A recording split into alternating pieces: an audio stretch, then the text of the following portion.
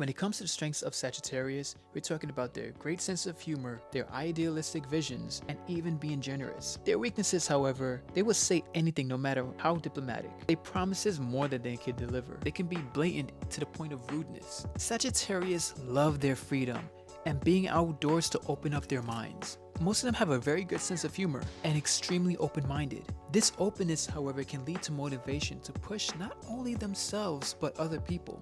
They can be very careless and clumsy, so do not give them a pile of dishes because their asses might break them. Don't even bother trying to give them any type of advice. They're not going to listen.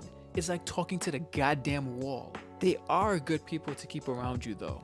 Sometimes their philosophy can be too unrealistic, but it's very interesting to give a listen. These type of people are very honest and will share what they know with other people. They do not like people that are clingy. So if that's you, stop your shit. You're being annoying. I hope that you guys enjoy this quick bada bing bada boom toot boom boom type style of content. If so, I have the other zodiac signs in the exact same format, so do check it out.